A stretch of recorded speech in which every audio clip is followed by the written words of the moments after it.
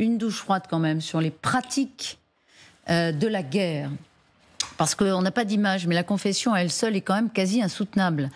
Il y a un soldat des rangs de Wagner qui a confié au site qui est géré par Khodorkovsky qu'il avait exécuté une enfant ukrainienne de 5-6 ans pour respecter un ordre de ne laisser aucune personne vivante. C'est un témoignage isolé, non. Il y en a au moins un autre. Et puis d'autres crimes sont confessés où la barbarie atteint un degré supplémentaire. Il faut sans doute affronter cette réalité aussi, là, dans cette guerre. Narji Sadji, de quoi s'agit-il ? Eh bien, les deux anciens combattants sont Azamat Uldarov et Alexei Savitchev. Ce sont deux ex-prisonniers russes recrutés par Wagner pour combattre en Ukraine. Ils ont été libérés de prison il y a quelques mois.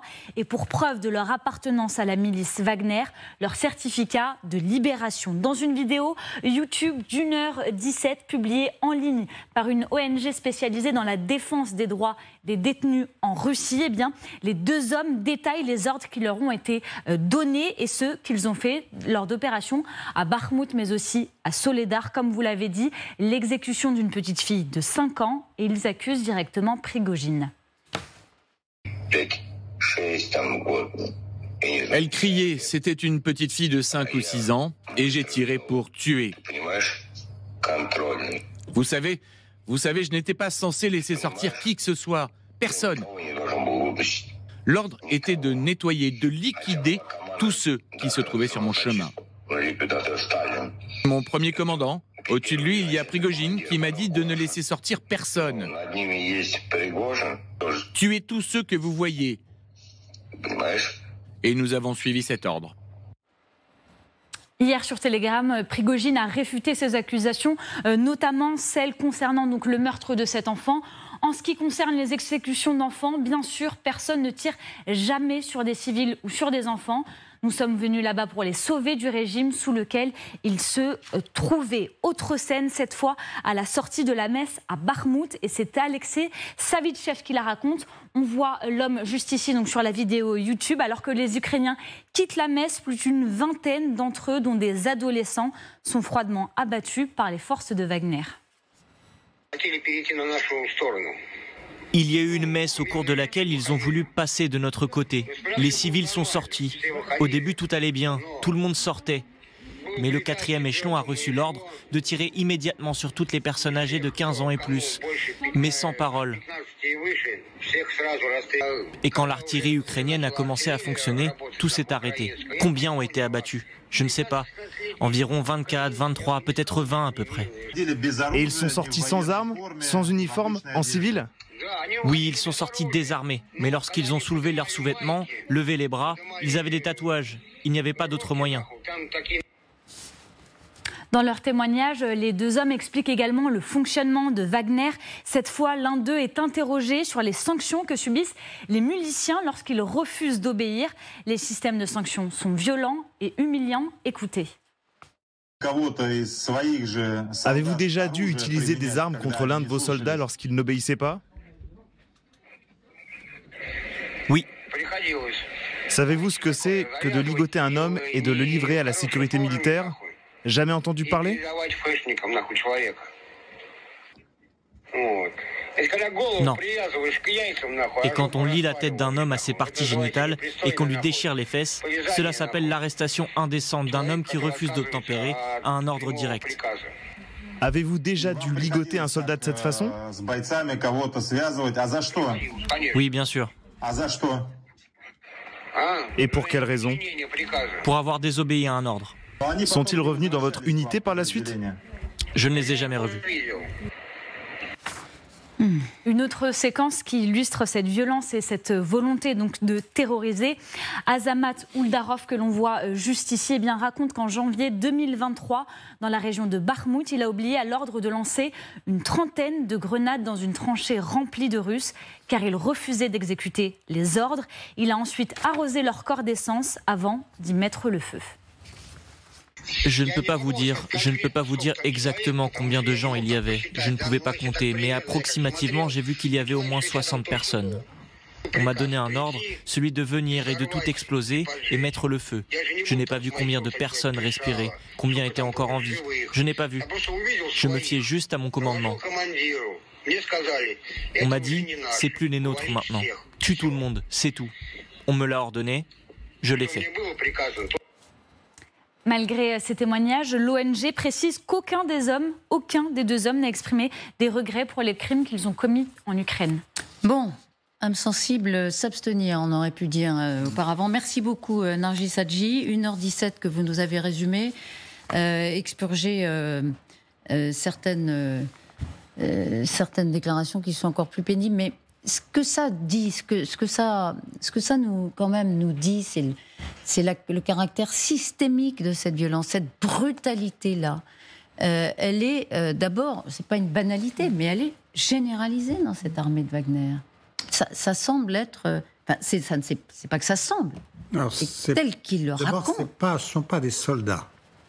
Je pense qu'il y a une différence à faire et à maintenir. Car un soldat s'engage pour servir son pays et il obéit aux droits et règles édictés par son pays. Donc il y a des soldats russes et il y a des miliciens.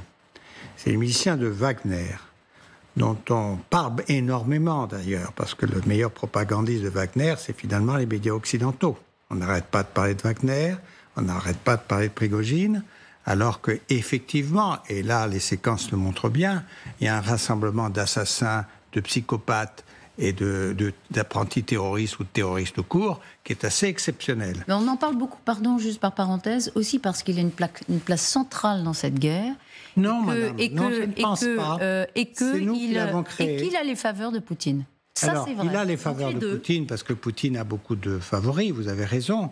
Je pense qu'on devrait toujours se souvenir que les troupes de M. Prigojine sont de l'ordre de ces Américains qui l'apprécient d'ailleurs, entre 27 et 30 000 hommes, ou les Britanniques, c'est à peu près pareil, ce qui représente moins de 10% du contingent russe en Ukraine. Donc ils n'ont pas et effectivement, il a recruté il est allé rechercher dans tous les prisons les plus infâmes de la Russie pour trouver des troupes d'assaut et envoyer ces gens-là à l'assaut des troupes ukrainiennes.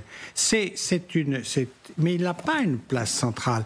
Je crois que là, il faut... Vous avez raison, vous avez raison. Non, c'est un débat, mais il a une place importante, si vous préférez. Mais c'est un ramassis de gens extrêmement dangereux.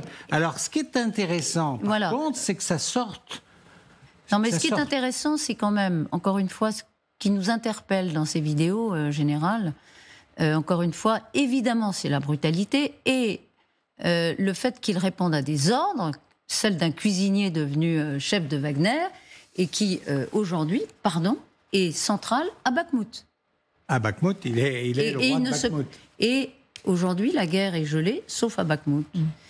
Donc c'est vrai que de ce point de vue-là, quand même, c'est intéressant. Ça n'est pas si marginal, Pierre Aski, pour répondre en général. Oui. D'une part, je pense qu'il y a un système Wagner, effectivement, qui est très différent de celui de l'armée régulière russe. Et d'autre part, il ne faut pas oublier que Wagner, c'est un système plus global. Et je voudrais attirer votre attention sur ce qui se passe en ce moment à Khartoum. Et ça a un rapport avec Wagner. Parce que Hemeti, le chef d'une des deux forces qui s'affrontent en ce moment à Khartoum, a des liens avec Prigojine, des liens d'affaires et des liens militaires. On a vu des combattants de Wagner il y a 2 ans dans les rues de Khartoum, lorsqu'il y avait des troubles. Et aujourd'hui, on ne peut pas exclure qu'il y ait cette tentation de nouveau de s'impliquer à un moment où il y a une sorte de guerre civile embryonnaire qui est en train de prendre forme à Khartoum. Donc on a une sorte de pieuvre dirigée par Prigojine qui a un pied en Afrique, un pied dans le Donbass et qui mène une guerre qui est à la fois... peu orthodoxe sur les méthodes et peu orthodoxe aussi sur ses liens affairistes. Et ce qu'on peut dire au minimum, c'est que Poutine approuve. En tout cas, il ne désapprouve pas. Ni en Afrique, ni en Ukraine. Et on a su récemment par l'Institut de la guerre qu'il continuait à apporter des renforts aux troupes de Wagner. Donc, si vous voulez, il y a quand même un continuum entre Poutine et Prigojine, politiquement, militairement, qui fait que quand on voit ces vidéos, on ne peut pas s'empêcher de dire que c'est un encouragement à la violence. En tout cas, on peut Que ces hommes regretter de sont ne pas avoir encouragés à la donné un coup violence d'arrêt bien en au-delà. Afrique, à Wagner, oui. Ça, On c'est peut regretter de ne pas les avoir laissés se développer, comme vous le dites, se développer en Afrique et puis devenir relativement incontournable dans le domaine des milices, parce que là, il a sa place. Mais en tout cas, oui. Catherine. Non, mais on saura sûrement plus tard si ces témoignages sont vrais, si tout ce qu'ils disent est avéré. On a l'infime espoir que ça ne l'est pas, mais malheureusement, ça doit l'être, en tout cas en grande partie. Mais tout leur argumentaire à ces deux mercenaires, je ne sais même pas comment on peut les appeler, de dire qu'ils ont obéi aux ordres, mais ça ne tient absolument pas devant la justice. C'est-à-dire, il est quand même spécifié, bien sûr, que c'est totalement interdit. On n'a pas le droit de s'en prendre à des civils, on n'a pas le droit de s'en prendre à des enfants.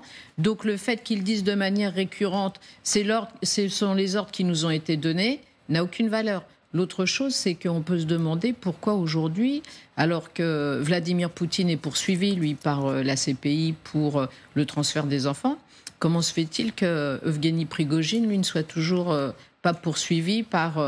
Vous avez une réponse non, justement, je pose la question. C'est quand même étonnant qu'il ne soit pas, après tout ce qu'il a fait effectivement en Afrique, ce qu'il a fait en Ukraine, comment se fait-il qu'aujourd'hui, parce qu'il y a plusieurs institutions judiciaires qui ont des droits d'extraterritorialité, donc c'est pas forcément d'ailleurs la Cour pénale internationale. D'autres peuvent s'en saisir et commencer effectivement à établir des listes de personnalités qui sont illustrées dans des crimes de guerre particulièrement atroces. Il est possible que tout ne soit pas encore juridiquement totalement bordé, alors que la déportation d'enfants, il y a suffisamment de témoignages, peut-être, mais alors on se demande en effet pourquoi il n'a pas encore un mandat d'arrêt international pour crimes de guerre aux fesses, pardon, enfin au-dessus de lui, derrière lui. Bertrand Badi, sur cette violence. Oui, moi je partirais de ce que disait le général Delors il y a un instant, et si vous permettez, j'irai encore plus loin. C'est-à-dire, non seulement ces gens ne sont pas des soldats, mais cette guerre n'est pas une guerre. C'est-à-dire, on parlait autrefois de la loi de la guerre, on en est complètement extérieur. Et ça renvoie quand même à plusieurs choses. D'abord, peut-être, cynisme du cynisme, Poutine avait-il raison d'appeler ça une opération spéciale plus qu'une guerre, parce que effectivement, on sort complètement des rails de la guerre. Par opération spéciale, on n'a peut-être pas compris tout de suite ce qu'il y avait de vraiment spécial derrière tout cela. Je ne suis pas sûr, deuxièmement, petit désaccord si vous permettez, que la frontière soit tellement étanche entre les groupes Wagner et l'armée russe. On a vu, et ça a déjà été documenté, des comportements des soldats de l'armée russe qui rejoignaient sous une autre forme ce type de barbarie. Troisième élément, moi, qui m'intéresse en tant qu'internationaliste... Ce n'est pas ce que j'ai dit, hein. On noterait que je n'ai pas dit qu'il n'y avait pas d'atrocité. Non, mais ce discours ne vous était point adressé dans sa deuxième partie, mon général. C'est évident. Alors, en tant qu'internationaliste... Ce qui m'intéresse, c'est que, est-ce que ce n'est pas de plus en plus le nouveau visage de la guerre ou de la conflictualité internationale? Parliez du Soudan, on a rapporté ce matin des choses absolument énormes. Moi, j'étais il y a 2 mois en Centrafrique, j'ai vu des choses absolument énormes. On est depuis le début de l'humanité, non? De plus en plus, ce que je veux dire, c'est qu'il y a une mutation profonde de la logique de la guerre depuis 1945. D'abord parce qu'on passe de la guerre strictement interétatique à des conflits où le rôle de l'État et du non-État se trouve quelque peu brouillé, mais surtout parce que on est maintenant dans une logique d'appropriation sociale ou de socialisation complète de la guerre. Entre 1945 et la guerre d'Ukraine, dans les différents conflits, il y en a eu. Il n'y a pas eu ce type d'atrocité. Mais écoutez, regardez les guerres de décolonisation, regardez les guerres au Congo, regardez la guerre du Vietnam, regardez la guerre d'Irak, regardez Abu Ghraib. Et donc il n'y en a pas plus. Donc il n'y en a pas plus aujourd'hui qu'hier. C'est la continuation de la guerre sous les mêmes formes. Je ne dis pas exactement ça, Isabelle. Simplement, ce que je dis, c'est que il y a comme toujours des éléments propres au conflit qui retient notre attention aujourd'hui, mais il y a aussi des éléments qui appartiennent à ce contexte nouveau qui s'est créé, qui barbarise la guerre de plus en plus, qui mêle de plus en plus la société et les armées, et qui déchire le droit de la guerre, le ius belli, qui était autrefois quelque chose de sacro-saint. C'est une mutation très très importante, parce que l'Ukraine, ça nous touche, parce que comme on disait tout à l'heure, c'est des Blancs. Mais vous voyez ce qui se passe au Yémen, vous voyez ce qui se passe au Soudan, vous voyez ce qui se passe au Congo, en République centrafricaine, c'est des choses de même nature, et c'est pourtant des êtres humains qui sont comme nous, avec 2 bras, 2 jambes, une tête. Vous avez raison. Bon, voilà. Et pour ceux qui seraient tentés de le faire, ça n'est pas pour relativiser que vous faites les comparaisons. C'est au contraire pour... Mais non, mais c'est pour accentuer le trait, c'est-à-dire que nous allons vers des formes de conflictualité dont, hélas, on a une image terrible aujourd'hui. Oui.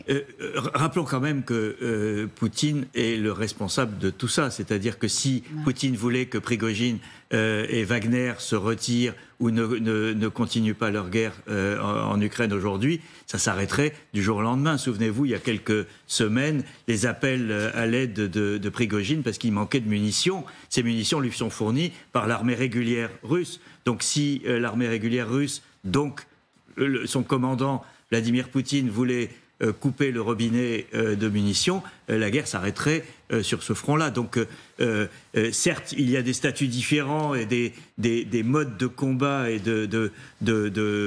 d'obéissance à des règles ou pas dans ce conflit, mais il y a un commandant en chef qui est Vladimir Poutine.